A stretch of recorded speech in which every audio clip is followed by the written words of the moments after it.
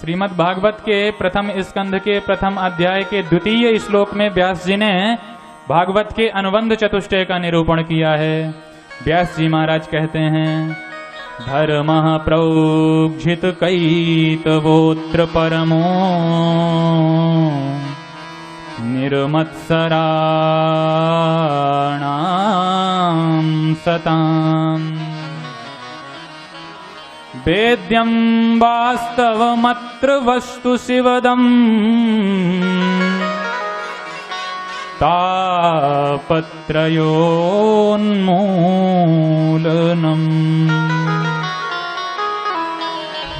श्रीमद्भागवते महामुनिकृते किं वा परैरीश्वरः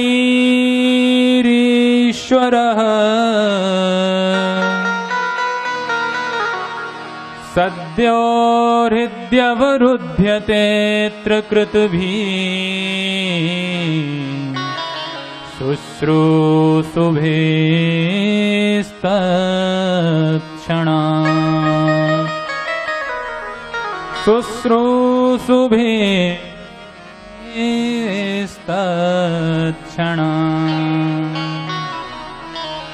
अनुबंध चतुष्टय का अर्थ होता है स्विषय ज्ञान द्वारा शास्त्रे प्रवर्तकः, जो अपने विषय के ज्ञान से शास्त्र के श्रवण में प्रवृत्त करा दे, शास्त्र के श्रवण करने में प्रेम जगा दे, उसको अनुबंध कहते हैं।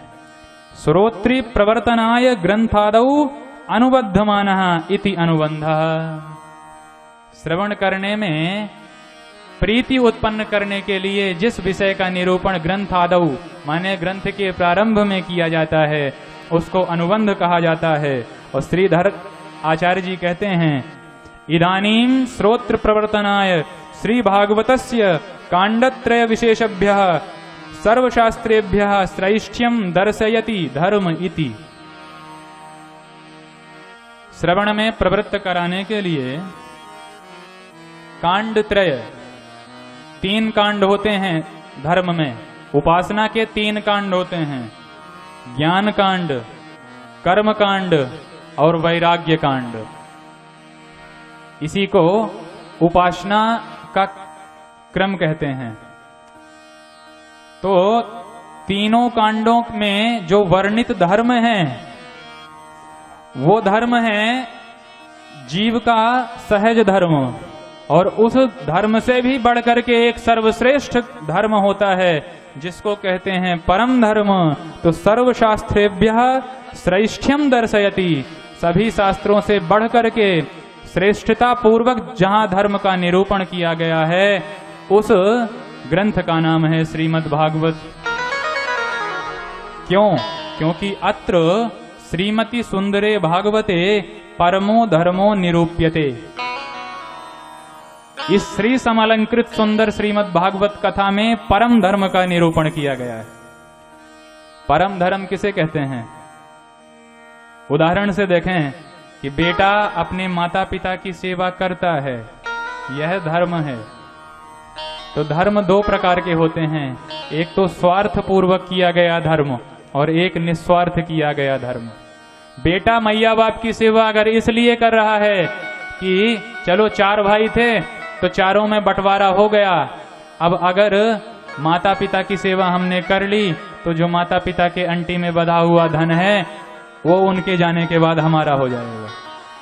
तो यद्यपि सेवा तो कर रहा है, धर्म तो कर रहा है, लेकिन उस धर्म में उसका कपट छुपा हुआ है, स्वार्थ छुपा हुआ है। वह सकैतव धर्म है, कपट सहित किया गया धर्म है।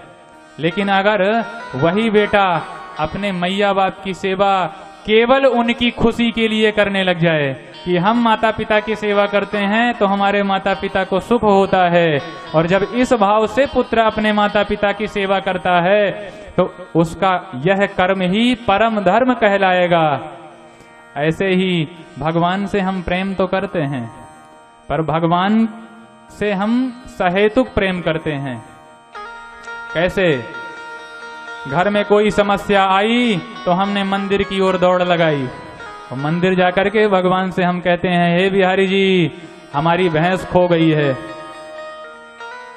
कृपा करो तो हमारी भैंस मिल जाए तो 11 नारियल हम आपके द्वार में फोड़ेंगे। तो पहले बिहारी जी जाएं और आपकी भैंस खोज करके लाएं, तब आप उनके पास जाकर के 11 नारियल फोड़ेंगे। हे बिहारी जी, अगर छोटी वाली बहू के बेटा हो गया तो अब की बार श्रीमद् भागवत कथा हम भी श्रवण करेंगे। तो पहले भगवान आपकी बहू को बेटा दें, तब आप उनकी कथा श्रवण करेंगे।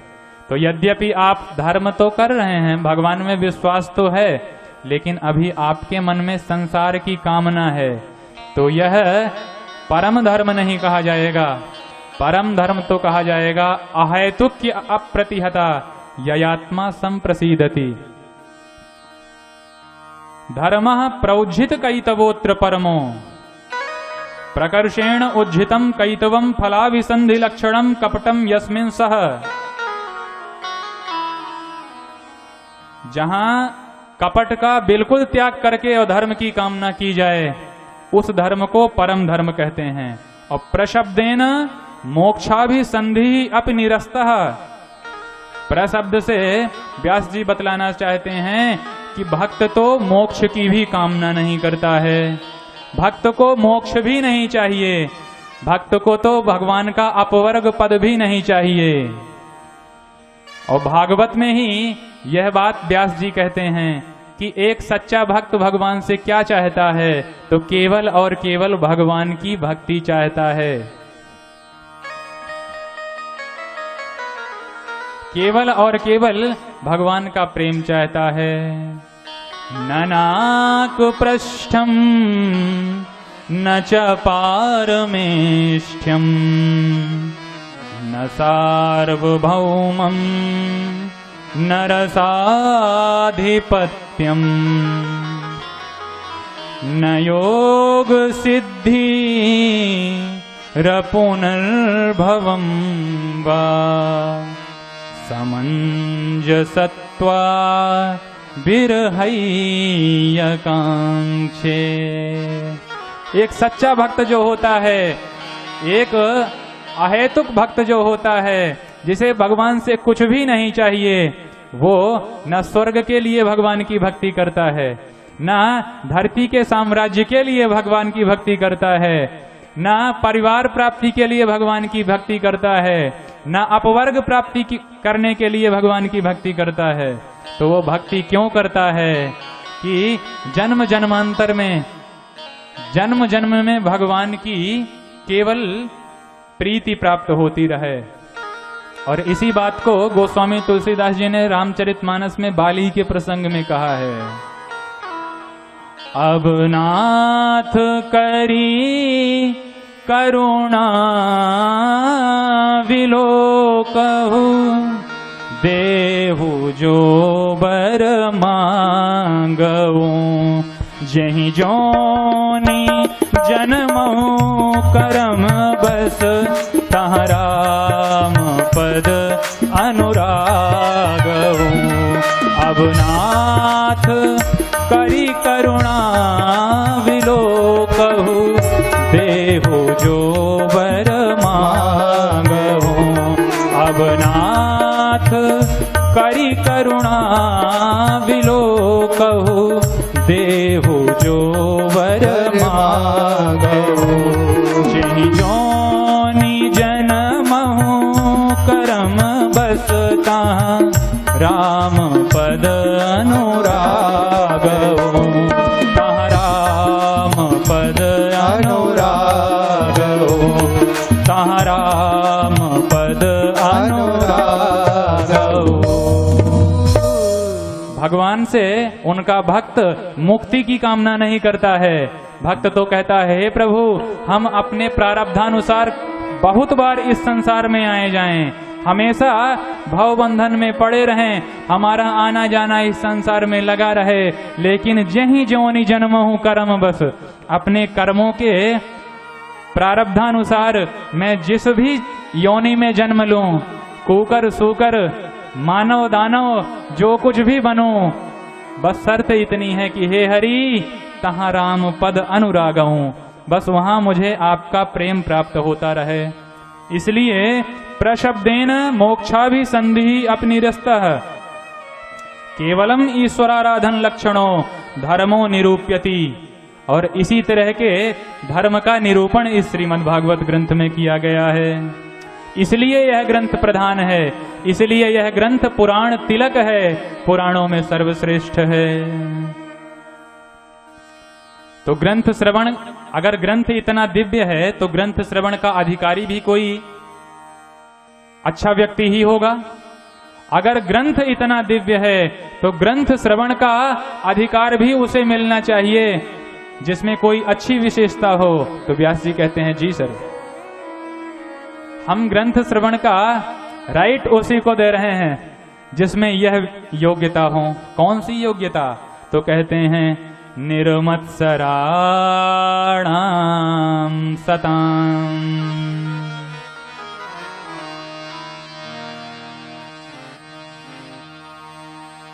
Yes, I have already clarified the right of listening Shrimad Bhagavat. मैंने ग्रंथ के श्रवण का अधिकार जिसे देना है ऐसी बात भी इस ग्रंथ में लिख रखी है, ये व्यास जी महाराज कहते हैं। तो ग्रंथ श्रवण का अधिकारी कौन है फिर? तो कहते हैं परोत्कर्षा सहनम मत्सरः तद रहिता नाम निर्मत्सराणाम। दूसरे का जो उत्कर्ष है, दूसरे का बढ़ना है, दूसरे की प्रगति देख करके जिसके हृदय में ईर्ष्या का भाव आ जाता है, जलन की भावना आ जाती है, उसको कहते हैं मात्सर्यपूर्ण, मात्सर्यपूर्णता भाव, मत्सरता। मत्तः अग्रे शरति, ये मुझसे इतना आगे बढ़ गया, कल तक इसका बेटा मेरे बेटे के नीचे काम करता था और आज देखो कि इसका बेटा मेरे ही बेटे का अधिकारी बनकर के बैठा है। अब मेरा भी नाम नहीं कि ऊपर तक जाकर के इसके बेटे को सस्पेंड न करा दिया, तो पदच्युत न करा दिया। तो व्यास जी कहते हैं कि जिसके मन में ऐसी जलन की भावना होती है वह ग्रंथ श्रवण करने का अधिकारी नहीं होता है। परोत्कर्षा सहनम, परोत्कर्ष दूसरे का उत्कर्ष, असहनम, असहनम जब असहनीय हो जाए उस भाव को कहते हैं मत्सरता। मत्सरः तद रहिता नाम। और इस मात्सर्य भाव से जो निर्मुक्त होता है, माने जिसके अंदर मत्सरी भाव नहीं होता है, जब दूसरे की प्रगति होती है तो उसके मन में खुशी होने लगती है कि वाह, ठाकुर जी ने क्या कैसी कृपा की है इस पर, भगवान सब पर अपनी इसी प्रकार से कृपा बरसाते रहें। और जब इतनी सुंदर भावना किसी के हृदय में होती है तो ऐसा निर्मत्सर व्यक्ति ही ग्रंथ श्रवण का अधिकारी होता है। और आज समाज की विडंबना यही है कि हमारे घर में अगर प्रकाश नहीं है तो हमें अपने अंधकार को दूर करने की जगह में दूसरे की घर की लाइट चुभती है, दूसरे के घर का प्रकाश चुभता है, और हम यह विचार करते हैं कि कितने जल्दी से जल्दी इसके घर की लाइट कट जाए। तो इसी भाव को मत्सरता कहा जाता है। जैसे एक मच्छर होता है और एक मत्सर होता है। तो मच्छर होता है वह बाहर से काटता है और मत्सर होता है वह अंदर से काटता है। तो जिसके अंतःकरण में मत्सरता न हो, जो दूसरों की प्रगति देख करके खुश हो जाता हो, जिसे दूसरे से ईर्ष्या न हो, दूसरे के प्रति जो घृणा की भावना न रखता हो, ऐसा निर्मत्सर व्यक्ति ही श्रीमद् भागवत का श्रवणाधिकार प्राप्त करता है। सताम भूतानुकंपिनाम निर्मत्सराणाम, जो दूसरों पर हमेशा अनुकंपा पूर्वक दृष्टि करता रहता है, वही श्रीमद् भागवत के श्रवण का अधिकारी होता है। ये तो हो गया ग्रंथ का प्रतिपाद्य विषय और ग्रंथ के श्रवण का अधिकार। पर अब ये जान लीजिए कि ग्रंथ के श्रवण से होगा क्या, क्योंकि कलियुगी प्राणी बिना लोभ प्रलोभन के कोई भी कार्य करता ही नहीं है। हर कार्य में उसे अपना फायदा दिखता है। तो बिना लोभ के कोई भी कार्य किया नहीं जा सकता। इसलिए व्यास जी ने ग्रंथ श्रवण का लाभ बतलाया है। और व्यास जी कहते हैं वेद्यम वास्तवमत्र वस्तु शिवदम। इस श्रीमद् भागवत के श्रवण से वास्तव वस्तु का वेद्यम माने ज्ञान प्राप्त हो जाता है, वास्तव वस्तु का विदितीकरण माने वास्तव वस्तु का बोध जिस ग्रंथ के श्रवण करने से हो जाता है वह ग्रंथ है श्रीमद् भागवत। अच्छा, एक बात बतलाइए कि वास्तव वस्तु क्या कहलाती है? तो वास्तव शब्देन, वास्तव शब्द से बतलाते हैं कि वस्तुनो अंशो जीवः, वस्तुनः शक्तिर्माया, अवस्तुनः कार्यम जगत। उस अलौकिक वस्तु का ज्ञान हो जाता है जिस वस्तु से जीव जगत और माया की उत्पत्ति हुई है। वेद्यम वास्तव वस्तु मत्र शिवदम तापत्रयोन्मूलनम। उस ग्रंथ के श्रवण से होगा क्या? तो कहते हैं आध्यात्मिकादि तापत्रयोन्मूलनम। आध्यात्मिक, आधि दैविक, आधि भौतिक, दैविक भौतिक, इन तीनों ही प्रकार के तापों का सर्वथा अपशमन हो जाता है। तीनों ही प्रकार के तापों से जीव विनिर्मुक्त हो जाता है और यही कार्य होता है श्रीमद् भागवत के श्रवण करने से।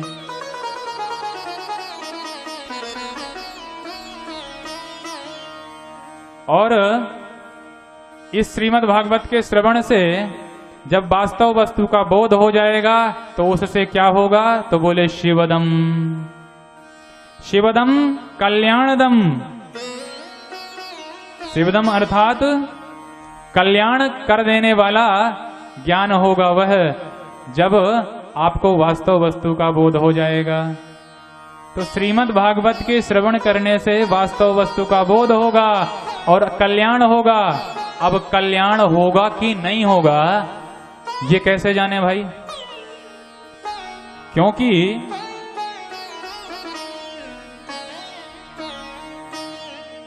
कल्याण दो प्रकार से होता है, एक प्रत्यक्ष कल्याण, एक परोक्ष कल्याण। तो परोक्ष कल्याण तो मरने के बाद ही होगा। अब मरने के बाद कौन कहा गया इसकी तो जानकारी होती नहीं है भाई। मरने के बाद हमारे नाना जी, हमारे दादाजी कहाँ चले गए ये तो हम फोन करके पूछ भी नहीं सकते कि कहो दादाजी कहाँ पहुंचे। तो मरने के बाद कल्याण होता है कि नहीं होता है ये तो परोक्ष विषय हो गया। प्रत्यक्ष लाभ क्या होगा? तो व्यास जी कहते हैं कि दैविक भौतिक त्रितापादि संतप्ता नाम प्राणिनाम कल्याणम भूयात्।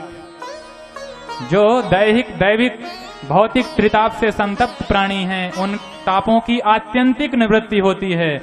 जैसे ही आप कथा पांडाल में कथा श्रवण करने के लिए पधारे उसी समय आपको दुनियादारी की सारी उलझनें भूल गईं।